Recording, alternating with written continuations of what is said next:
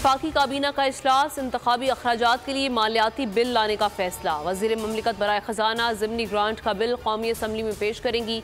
काबीना ने बराह रास्त मरकजी बैंक को फंड्स की फराहमी से रोक दिया। निगरान हुकूमत पंजाब को 90 दिन बाद काम से रोकने के लिए दरख्वास्त। शेख रशीद लाहौर हाई कोर्ट पहुंच गए, मौक़िफ़ अपनाया कि निगरान काबीना 90 दिन के मैंडेट के लिए हुकूमत में आई, इंतखाबात कराने में नाकाम रही। 90 दिन बाद ओहदे पर रहने का आईनी और कानूनी जवाज़ नहीं। स्टेट बैंक ने अदालती हुक्म पर रकम ना दी तो मतलब आइन खत्म हो चुका। 90 रोज बाद जो कुछ करेंगे वो गैर आइनी होगा। इमरान खान की कमरा अदालत में गैर रस्मी गुफ्तगू, कहा निगरान हुकूमत किसी और एजेंडे पर आई हुई है, अहम मुज़ाकरात कर रहे हैं, आइन के मुताबिक मुज़ाकरात की ज़रूरत नहीं। पार्टी रहनुमाओं की बैठक, PTI की मुज़ाकरात कमेटी से मुतालिक मुशावरत होगी।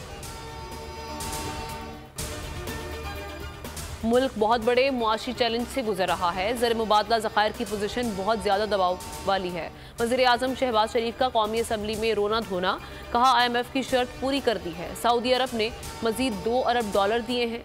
UAE से भी $1 अरब कन्फर्म हो गए हैं।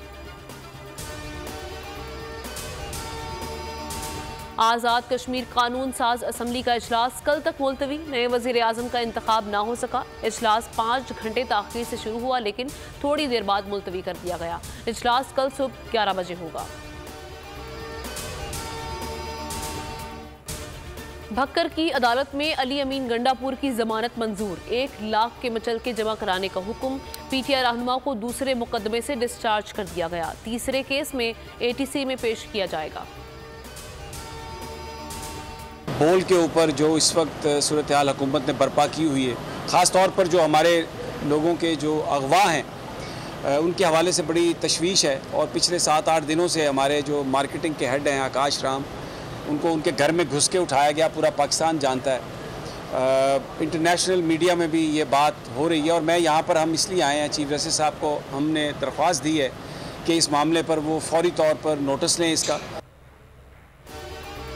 बोल के मार्केटिंग हेड आकाश राम को अगवा किया गया। चीफ जस्टिस से इस्तदा है कि मामले का नोटिस लें। समी इब्राहिम की न्यूज़ कॉन्फ्रेंस में अपील।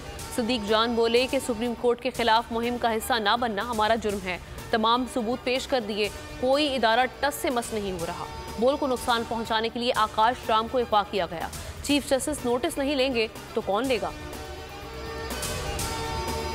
बोल न्यूज़ के मार्केटिंग हेड का अगवा। आलमी मीडिया की भी लम्हा बलम्हा रिपोर्टिंग। हिंदुस्तान टाइम्स ने अगवा पर हुकूमती खामोशी पर सवालात उठा दिए। न्यूज़ 18 ने लिखा कि आकाश राम के अगवा को 7 रोज से ज़ायद हो चुके हैं, मगर अब तक कुछ नहीं पता। माँ बेटी की बाजियाबी के लिए दुहाइयाँ दे रही है, कोई नहीं सुन रहा। आकाश का अगवा CNN, भारतीय channels, time now, India today समेत दुनिया भर के मीडिया की टॉप स्टोरी बन गया। आलमी सहाफ़ती तंजीमें भी सरापा एहतजाज।